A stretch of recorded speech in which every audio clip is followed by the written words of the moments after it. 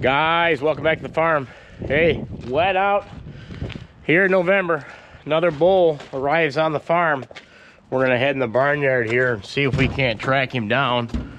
I had another big red and white Holstein bull doing most of the breeding, but the vet check didn't go overly great last time, and the vet said this amount of cows, you might want to look into getting a second bull. And we usually do run 2 bulls.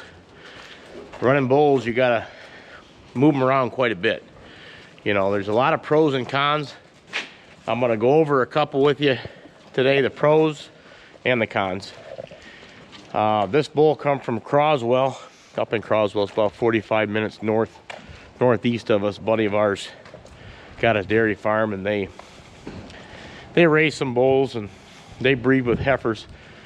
Be curious how many of you guys breed with bulls still. Leave a comment down below if your farm primarily bulls or AI. I guess I'll get into why we like breeding with the bulls, is because from the minute you open them holding area gates, I get here 5 in the morning, you'll see him.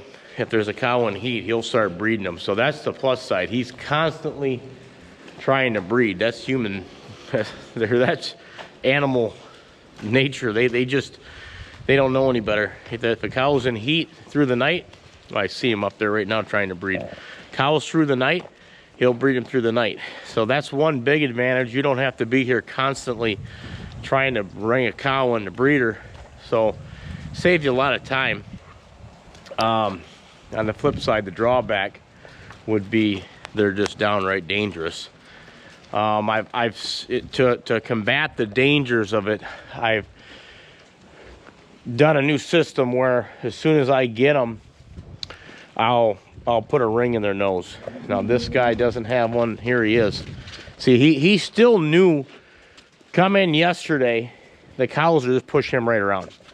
He's a little small for them, but that's not going to deter him. Look at, he's hunting him down. His little willy was just hanging out just a little bit. So he's wanting to breed, but he'll only breed so much because that big red bull push him around and say, hey, back off, that's my girlfriend. But the advantage of 2 bulls is he's taking her right down right now. He's running her, and that's a smaller heifer his size. You got 2 cows in heat, you'll have 1 bull breeding one bull breeding the other. But the drawback to it, the danger, and you're not really keeping up with some of the genetics. I've had a lot of guys on here giving me a hard time about these bulls because you're not keeping up with the latest genetics. But I took the classes on learning how to do it, and I didn't really take to it too well.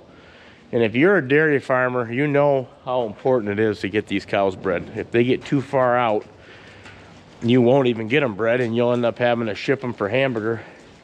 With the bulls, I know it's working. The system works. One good thing about a bull is you'll get him, you'll use him, he'll breed, and then you can, when you're done with him, you'll end up just shipping them for hamburger. They'll get so big, eating this feed that these cows are eating, this TMR, they get big and strong. A cow will get big and full, and they'll fill out in their bags. You see them veins? They'll produce milk. Well, a bull, it'll just ramp up his testosterone. So it's a good thing with breeding, but after a while, you get a bull in here enough. Like that bull skittishing me right now, we'll go back in here. But after a while, he'll stop, and then he'll just start staring at you. He won't be skittishy for very long. And then, you know, this could be 6 months down the road, hopefully longer. He'll just say, what the heck are you doing in here? And he'll get your butt right out of here. So here he is again. He's young. He's a young buck breeding this little black heifer right here. So I got the hoof trimmer coming. There he is. Yeah, he's no match for this cow. That's a big girl. So I'll be getting the hoof trimmer coming next week, and I'll get him in. I'll show you. We'll put a ring in his nose. If he gets nasty after that, which normally they don't, I'll hang a chain from it. That'll kind of drag him down, wear him down a little bit. Hey, Bubba, she's in that stall backwards. You crapped in that stall backwards, bud. And here's that young bull now that's another heifer in heat. He was just riding her. Got his wiener sticking out. 159. I call her Darth Vader because she's got that black on her face. Beautiful heifer. Comes in early. She's only been in probably 2 months. So now what I'll do is I'll take 159 and I'll go write that on my calendar. And I'll write the other cow was 69, another heifer. 2 months ago, they roughly calved. I don't even have to look at my notes. I just know. We got some type of a sleet going on here, guys. We got to clean up by an ag bag here shortly, but I still want to show you some more. Man, this weather's changing on us. This weather's changing, but yeah, he does a good job. That's the thing. They do a good job. They're slightly dangerous. They get the job done. You're not gonna stop them when the bull's determined to get on a cow and breed her. He'll breed her. Look at that son of a pup there. Talk about that one's a little fat, but hopefully everything's all right. But another drawback to it that I haven't shown you is if a bull's aggressive enough. Now he's not very big, but this red one I got in here is kind of stocky. Got a big rump on him. He's a powerhouse when he starts pumping them. You could knock him down. You know, you're on concrete. Too wet right now to put them back on pasture. So they could get hurt. He could knock them down. He could break their leg. What they do is when they fall down, they pop their hip. You pop that hip bone, and it's essentially they've got a broken leg, except the leg's not broke. It's up in the hip area, so they can get injured, and it's happened. It already happened to me once this year. I didn't want to fill you guys in on it, show it to you, because it's when you see that and it happens, it's a bad morning. It's the bulls, you know, they want to get them bred, and we got this all grooved. You see this how grooved this is? Doing the best you can to prevent it from happening, but it can happen. They can hurt them, and but for the most part, they don't hurt them. And they do eat all your feed. That doesn't help, but so we're gonna move on, guys. This weather's supposed to clear up, but leave a comment down below what you guys do. Here he comes again. He's walking her right down, Darth Vader. He got himself a girlfriend. He's got himself a little girlfriend there. Yeah, look, you can see her. This is night milking coming up, and she's just, that's a good looking heifer. You want to get her bred. You want to get them all bred, but that's why I never switched over. I'm scared I'm not going to get them bred. I know I got to believe in myself and have confidence, but I'm not willing to risk the farm's conception rates. You got to have them cows coming in calving so you can dry up. It's the cycle. It's the only way you're going to get any milk. So I'm not risking that for the time being. Now, real quick before we get out of here, back in the day there was a dairy farm every corner of these sections. Every mile there was a dairy farm. 300 yards that way, on the other side of our pasture field. There's not anymore. So a lot of guys will say, hey, why don't you just have someone come in and breed them for you? If I could do that, believe me, I would. I called. All they want to do is sell you semen. They want to sell you a straw, and they want to. And when you're putting a straw in there, if you guys aren't familiar with how the breeding is, you stick it in there, a piece of straw, a piece of semen that big. It's got to get in there right for her to get bred. And if it don't get in there right, that's just going to be, you have to do it again roughly 3 weeks later. And it's going to cost you again. Whereas a bull, when he's breeding her, that guy's dumping a, not to get nasty, he's dumping a wad in there, a big one. A lot more than a straw. So anyway, let's head out. Let's go.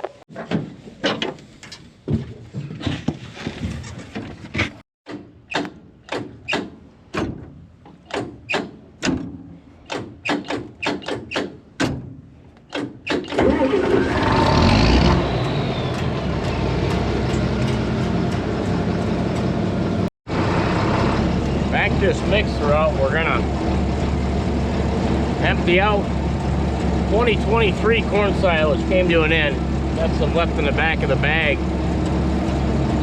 A little bit warm. I'm gonna feed it to the heifers. Did she get wet here in Michigan or what?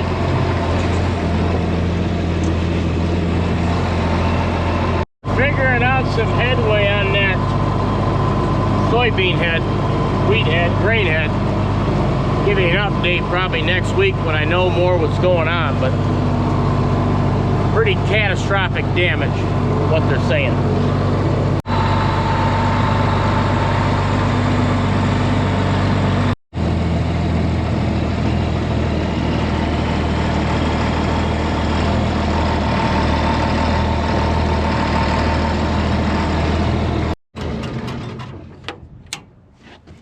And we're at the east end of the ag bag site, and she got a little muddy. In fact, I'm going to turn this scale on.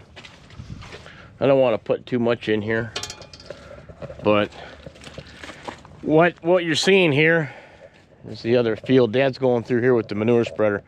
This is 2023, and I'm towards the end. She's starting to heat up. A little bit of mold. I don't know how many of you guys feed some of this to your heifers, but I'm going to. I'm probably going to load that up one good time. Probably a good 5,000 pounds, and feed them out in the pasture. They're in the pasture field, not for very much longer, but a little bit here, because it's pretty mild. But if it keeps getting wet and cools down, then we'll move them down the dry cow lot. But I'm going to lay them a jag, feed some of the heifer barns. But this bag's been here for over a year. It got hit here in the back. I don't know how many of you guys know, if you've ever had a bag here for over a year with zero damage, I'd like to see it. Maybe leave a comment down below. I hope to have better luck with them. Those are, a lot of them are hay. They don't mess with hay, but this, yeah, this has been here for quite some time. The only reason I got such long carryover, I'm about to start dipping into this year's corn, but it's been up for 2 months. It's sat in fermented for 2 months. That's always the goal. We haven't done that in the last few years. We would run out and we're chopping green, feeding green.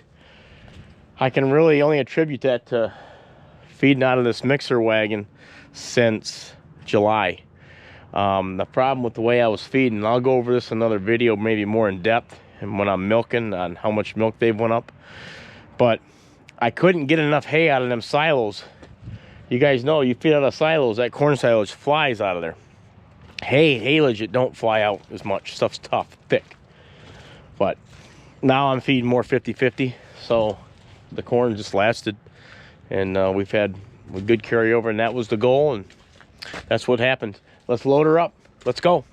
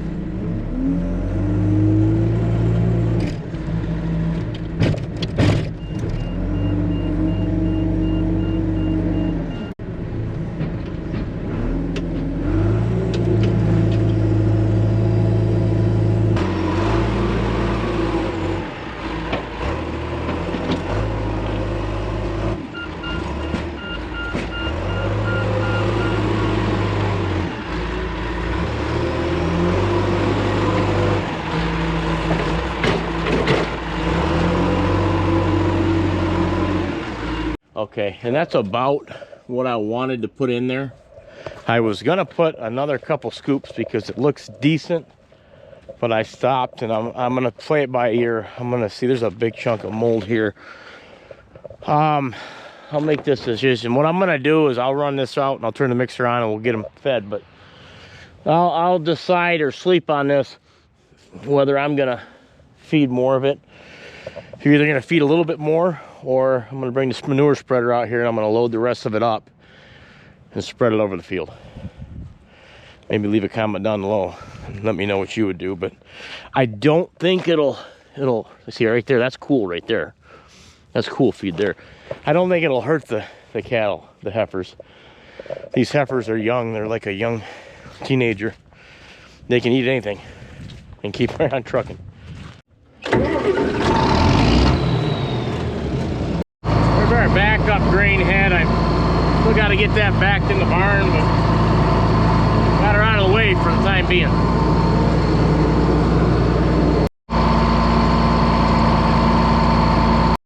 Here's this year's corn silage bag I'll be now using. I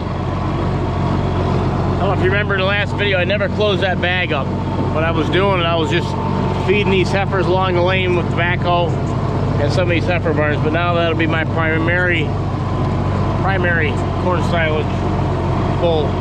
And it's damp, but I'm in a tiled field, just putting across it.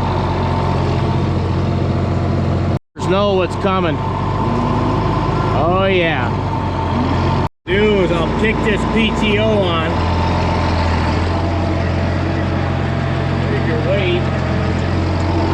Make sure I'm straight. I don't want to hit that fence post. I'll turn my conveyor on, open up the hatch and dump her in.